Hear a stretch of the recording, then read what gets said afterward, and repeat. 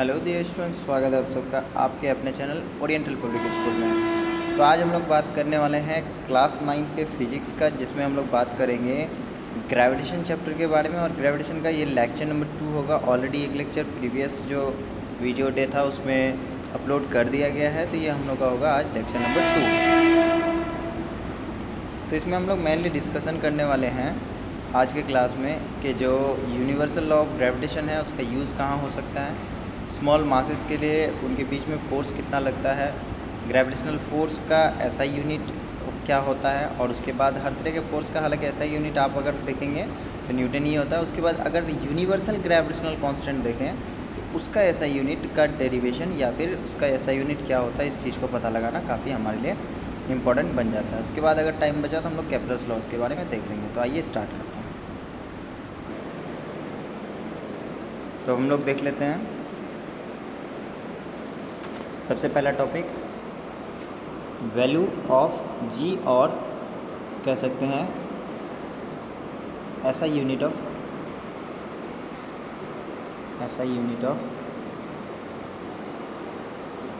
Capital G. What is this capital G? This is universal gravitational constant. What is this? This is universal gravitational constant whose value is 6.673 into 10 to the power minus 11, and including the SI unit it is 6.673. It is 6.673 into 10 to the power minus 11 Newton meter square per kg square. What does it mean? The SI unit of G is Newton meter square per kg square. But how? We have to calculate this. Let us start calculation of SI unit of G. Previously from universal gravitational constant we know that. What we know from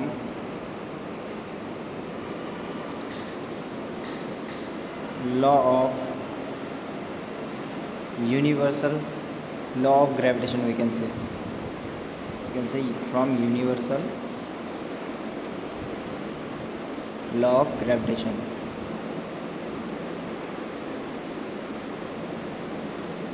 What do we know from universal law of gravitation? We know that force is directly proportional to G, or we can write force is equals to G into m1 m2 upon r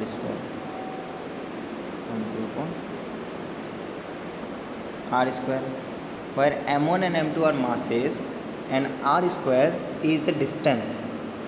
We know that square of anything, it exists multiplied by itself 2 times. What does it mean? If we write a square, then it is a into a. Keep in mind.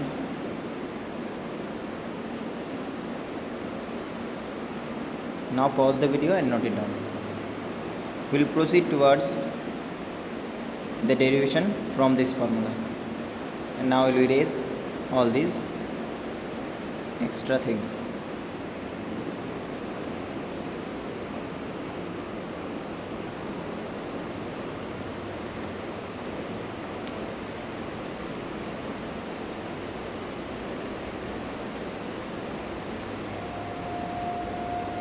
What we have right now in the formula, we have F is equals to G into m1 m2 upon r square. By arranging this formula we can write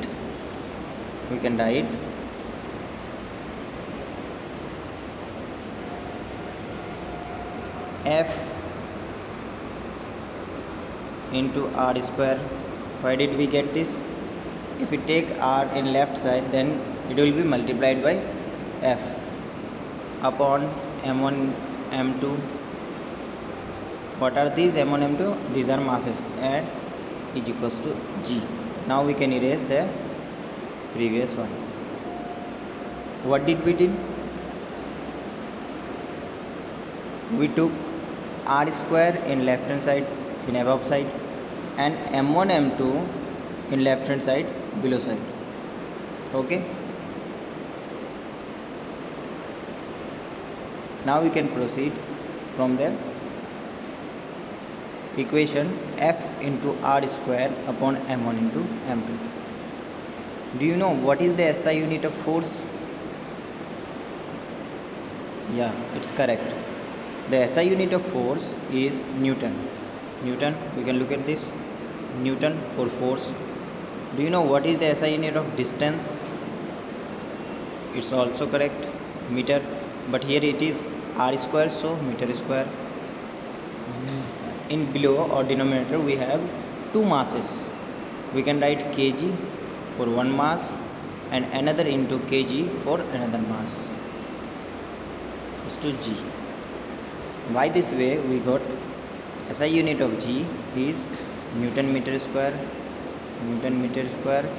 upon kg into kg per kg square. This is called SI unit of g. Now we'll proceed towards Kepler's laws of planetary motion. Now you can pause the video and note it down. You can see also here what is the value of g. The value of g is 6.673 into 10 to the power minus 11 Newton meter square per kg square. Now we look at Kepler's laws of planetary motion. Kepler's laws of planetary motion. Kepler's laws of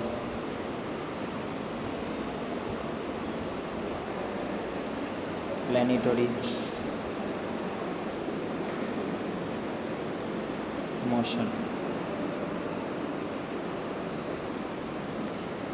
Kepler's laws of planetary motion.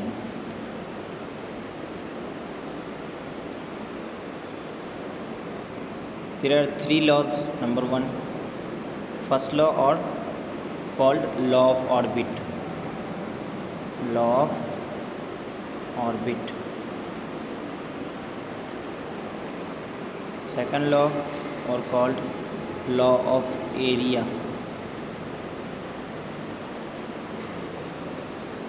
And finally the third one, this is called law of period or law of time period. Law of period of rotation.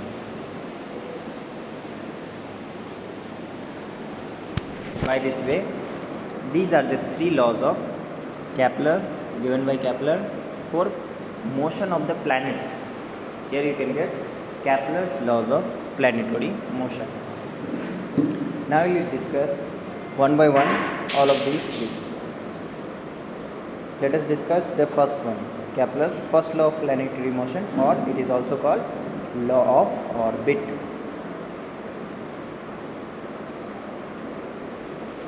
Kepler's first law of planetary motion.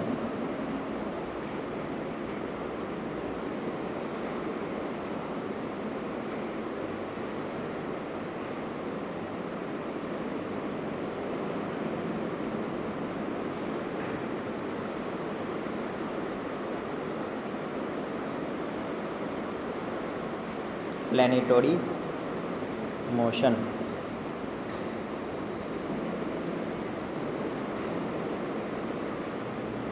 Or called law of orbit. Law of orbit.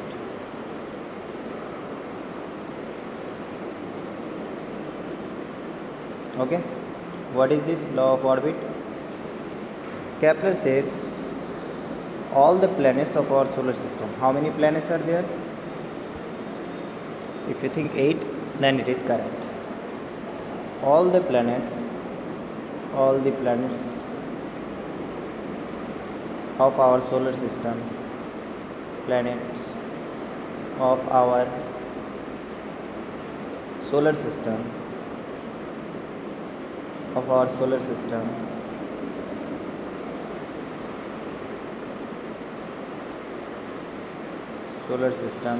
revolves around the sun, revolves around the sun in an elliptical path. in an elliptical path. In an elliptical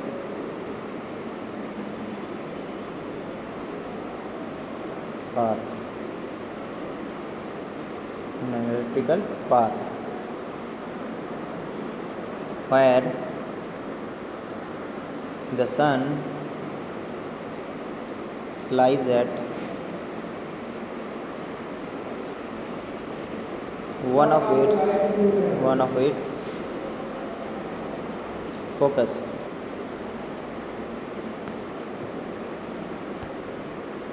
If we draw the diagram, you can observe here, this is ellipse and all the planets revolve around the sun in this type of path where the sun lies at one of its focus. Here are two focuses of the ellipse. Sun may lie here. If the sun is lying here, then the planet will revolve by this way.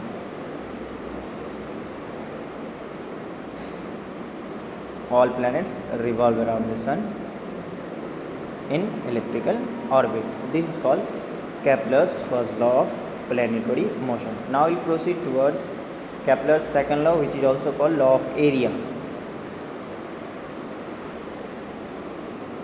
Kepler's second law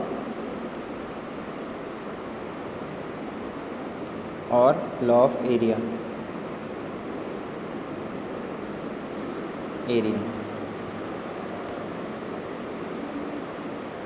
What is this? First we will see in diagram, then we will proceed through theory. This is the elliptical path. In this elliptical path, sun lies at one focus. Here it is, let us suppose sun, and here it is a planet. For a given time, planet is revolving around the sun. For a given time, if we look at, the planet is moving from one position to another position. Then let us suppose the planet P's position, initial position was the first blue circle, and after 20 to 15 days, or we can say 30 days, the position of the planet is here.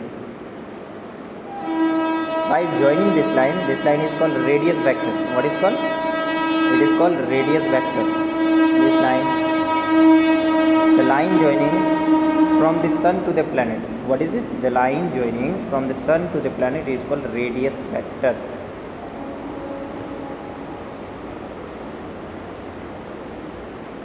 Radius vector. This line also called radius vector. This line is also called radius vector. Now we'll talk about what is the theme of this law. Here you can get a triangle and you can shade an area. Area of this part, let us suppose this is A1, area A1. This area is formed by a revolving planet in 30 days, okay? And similarly, if you observe the same planet after few days or few months, you'll get the planet is here. Then observe for next 30 days. Again 30 days, you'll find the planet is somewhere, let us suppose here, and you will again get an area around it. You will again get an area around it. You can look at here, area.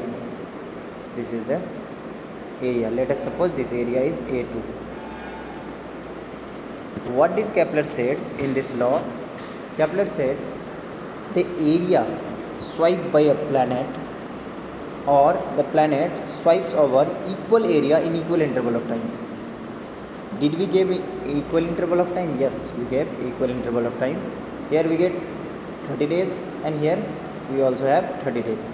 If the time period of the planet is equal, then area swiped by the planet is also equal. This is the main definition of Kepler's second law of motion. The radius vector, what is this radius vector? The line joining from the planet to the sun. Now we'll write the definition.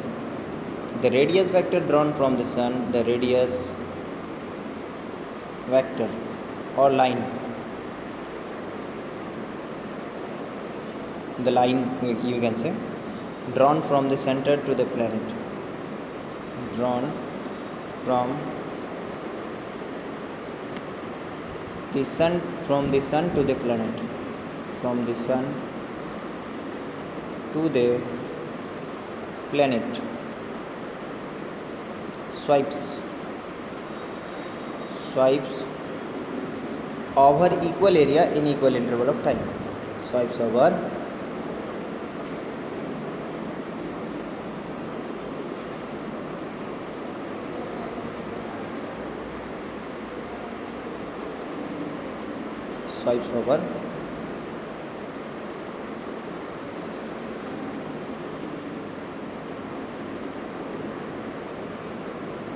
swipes over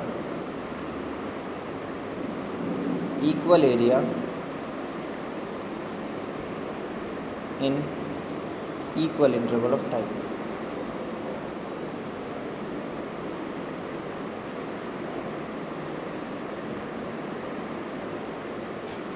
This is called Kepler's second law of motion. Thank you very much, guys. We'll see in next video, and we'll proceed Kepler's third law along with some other things. You can listen one thing. The inverse square rule, which will derive after Kepler's third law of planetary motion, was given by Sir Isaac Newton. Okay, bye bye, take care, have a nice day.